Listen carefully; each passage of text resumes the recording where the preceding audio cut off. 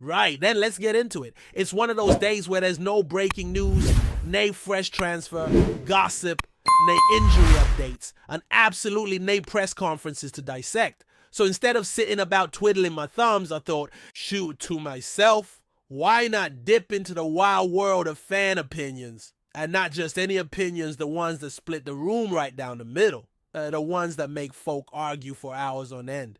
That's right, we're diving into your controversial take straight from the heart of the Celtic support. Now, this all came about because I woke up this morning and thought, right, there's no content, but the Discord would deliver. And it did. I stuck a wee message in the Ryan 1018 community, and just like that, the replies came flooding in. Let me tell you, some of them are mental, but that's what makes this beautiful game what it is. Full of passion, debate, and folk willing to die on the most bizarre hills imaginable. Let's kick things off with a player who divides opinion like few others in the current Celtic squad. Reo Hatate. Now, Reo's season has been, for lack of a better word, weird. That's the only way I can describe it. He's gone from moments of sheer brilliance to spells where you'd forget he was even on a pitch. And yet he remains one of the most technically gifted footballers in the squad. No matter what side of the debate you're on, you can't deny the raw ability the lad has. But of course, this inconsistency has given birth to a wave of opinions, some fair, others utterly wild. One fan compared him to Namdi, saying he's absolutely magic on his day, but far too underwhelming most of the time. And honestly, I can see the logic in that. It's the old on his day argument, which we seem to be using more and more often with Hatate. It's like we're waiting for that one golden performance to remind ourselves that he's still got it. But the truth is that consistency just hasn't been there. And when you're at Celtic, that's what separates the favourites from the forgotten. Now, I don't agree with the mob saying he's done, that he should be binned off in the summer and forgotten about. That's just nonsense. You don't lose quality overnight. What we're lacking is that week in, week out version of Hatate, the one that bosses the midfield, dictates the tempo, and chips in with goals and assists when it matters most. And if a big bid comes in the club, might have a decision to make. But if we're serious about continuity, if we actually want to build something instead of tearing it all down every window, we need to be careful what we wish for. Because once a player like Hatate goes finding someone with that level of control that touched that football brain, good luck. People act like there's a queue of midfield maestros just waiting outside Lennoxtown to jump in and replace him. There's not. That's why I'm all for giving him the platform to get back to his best. From now to the end of the season, this is his test. Show us week after week what you're capable of and earn that jersey for next year. But of course, no opinion video would be complete without a complete 180. Someone else reckons Hatate's actually been our best midfielder this season. You heard that, right?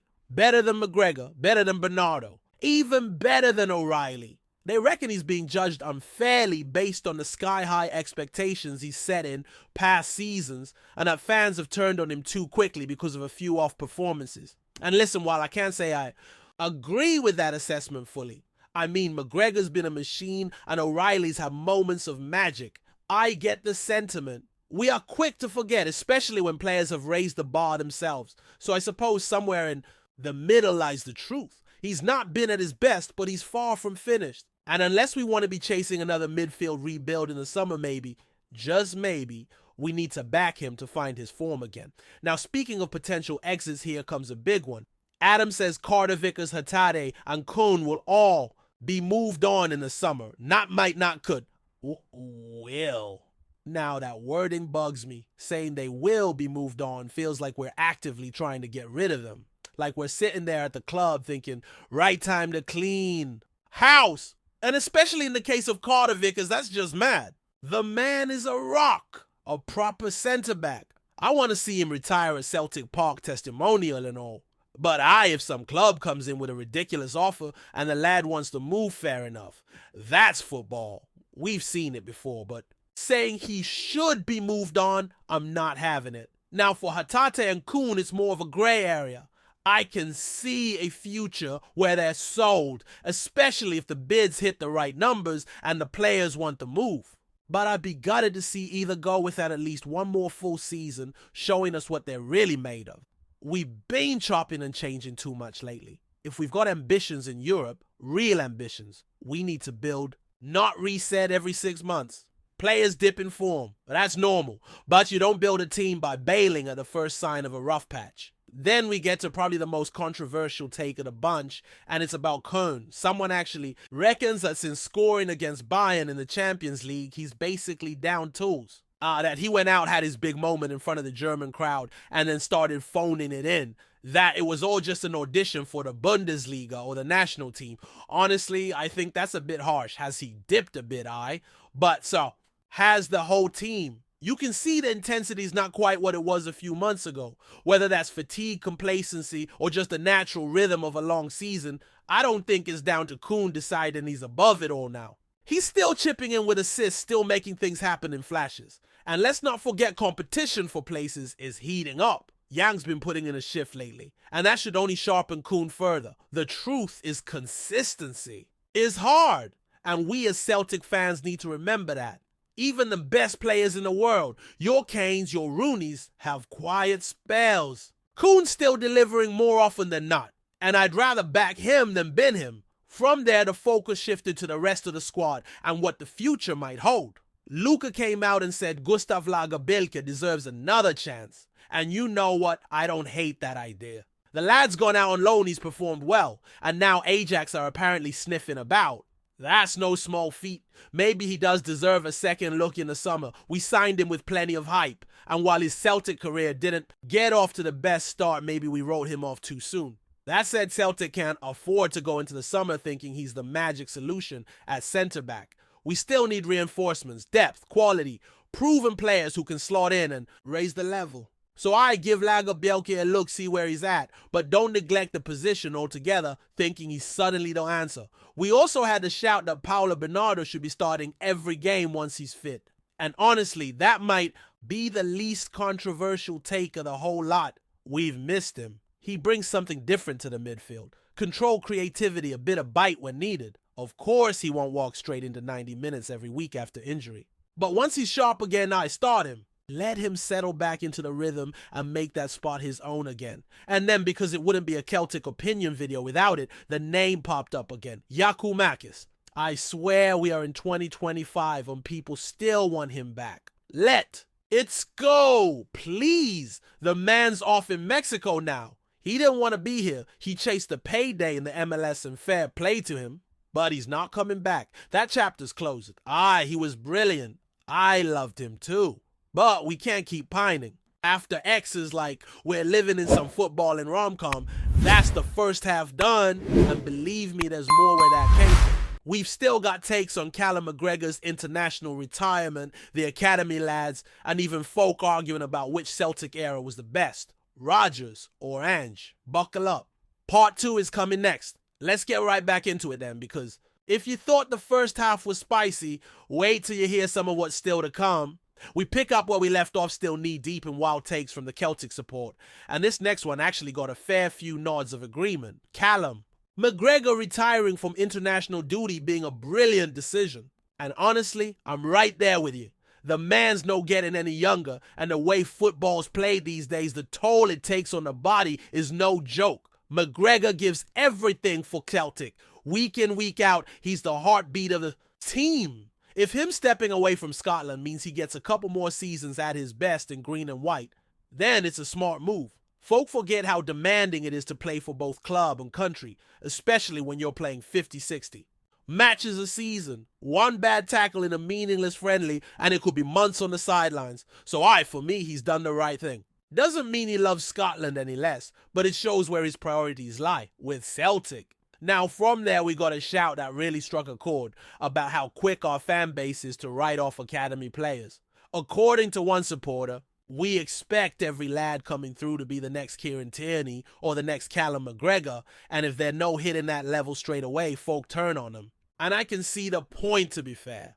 There's definitely a pressure that comes with pulling on that shirt, especially when you're a homegrown player. But here's the flip side. Most of them just aren't good enough. That's the truth of it. It's a massive leap from the Lowland League to the Scottish Premiership. These boys are going from facing part-time defenders to seasoned pros who've played all over Europe. It's no easy. So while we maybe do need to be a bit more patient, we also have to be realistic. If someone's not ready, they're not ready. And if they're not good enough, we've got to accept that. But when the chances are there, in dead rubber games or cup ties, let them have a go. You never know who might step up if given the chance. Then came one of the debates that always divides the support. Which Celtic era was better, Brendan Rodgers' current spell or Ange Postecoglou's time in charge? One lad said the Ange era was more enjoyable than what we're seeing now, and another fired back saying Ange was overrated, pointing to his lack of European success. Now listen, there's no right answer here. It's completely down to personal experience. Some folk love the wild attacking football under Ange, others prefer the more structured approach Rodgers brings. For me, I've had a great time under both. I followed Celtic across Europe this season, watched us take the game to teams like Bayern Munich, and there's a part of me that feels more connected to this side now than I did during Ange's time. But that doesn't mean I didn't love that. Era 2, it was exciting, it was fresh, it brought a whole new energy. The reality is we've been lucky, really lucky. Most clubs would bite your hand off for a few years like we've had. So maybe instead of arguing over which was better, we should just appreciate how good we've had it. Now for the biggest bombshell of them all. Someone, and I've no idea if they were serious or just looking for attention, said they believe Rangers will push and maybe even win the league next season. After the Ibrox derby, they reckon confidence is surging and that next year is their year. And I mean, come on. We hear this every year. Every single year. And every year it ends the same, with Celtic lifting the trophies and Rangers fans wondering what went wrong. Look, one day the tide will turn. That's football. Nothing lasts forever. But say it's coming next season, based on what a new investor. A few decent games Celtic are still miles ahead in terms of quality, depth, infrastructure, and mentality. A takeover doesn't magically change everything overnight. It's no Football Manager. There's financial fair play, wage structure, squad balance. It all takes time. They're still catching up to where we are now. So unless they pull off something extraordinary, I just don't see it. Maybe I'll be proven wrong. Maybe next year they'll surprise everyone. But as I sit here today, I've got no reason to believe they're suddenly going to leapfrog us. The gap's too big and we've built something strong. So that wraps up this wee deep dive into the madness that is Celtic fan opinions. Agree, disagree, or somewhere in between. It's all part of what makes following this club so special. The passion, the debates, the obsession. We care. And even when we're moaning, arguing, or calling for half the squad to be punted, it all comes from a place of wanting the best for Celtic. Before we proceed, subscribe to our channel and enable notifications to receive all exclusive news about Celtic FC. Don't miss any details about your favorite team. It's extremely important for Celtic FC fans. Could Angel Di Maria be on the verge of making a shocking move to Celtic? Rumors have started circulating, sending waves of excitement through the Scottish football scene. The Argentine star, renowned for his blistering pace, dazzling dribbling, skills and clutch performances, may soon swap the sunlit streets of Lisbon for the hallowed turf of Celtic Park. As his time at Benfica continues, the buzz surrounding a possible move to Glasgow is impossible to ignore. But is this just a fleeting fantasy, or could we soon see one of Argentina's greatest talents gracing the Scottish Premiership? Di Maria's career has been nothing short of legendary, from his early days at Benfica to his dazzling performances. With Real Madrid and Paris Saint-Germain, the winger has won numerous league titles and Champions League trophies. His time at Juventus, although brief, saw the 35-year-old prove he still has the magic that made him a household name. With his glittering trophy cabinet, including an unforgettable World Cup victory with Argentina in 2022, the prospect of him moving to Celtic adds an intriguing chapter to his already illustrious career. For Celtic, the acquisition of Di Maria would be a statement of intent. The Scottish Giants, who have dominated domestically, would see the addition of such a high-profile player as a massive boost in their quest for European glory. With a style of play that thrives on speed and creativity, Di Maria's presence could elevate Celtic to new heights in both the Premiership and in European competition. Fans would undoubtedly be buzzing at the idea of seeing one of the world's most exciting wingers in green and white. But why would Di Maria leave a team like Benfica for Celtic? The answer may lie in the allure of a fresh challenge. While Benfica is a top-tier club, Celtic offers a unique atmosphere where the demands and the expectations are massive. the potential to become a club legend similar to the iconic figures who have graced the Celtic Park pitch before could be an enticing proposition for Di Maria. Plus, the chance to experience the fierce competition of Scottish football while adding another chapter to his storied career might be too good to pass.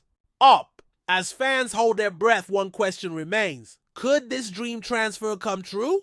With Di Maria still performing at an elite level and Celtic in need of a game-changing addition, the timing seems perfect for this high-profile move. If the rumors are to be believed, Celtic Park could soon witness one of the most iconic signings in recent history. As the days go by, the anticipation only builds. Will we soon see Angel Di Maria lighting up the Scottish Premiership?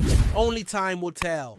Hello, fan! Don't forget to like and subscribe to the channel as it means a lot to Celtic FC. Also, share your opinion about the news in the comments below. See you in the next video.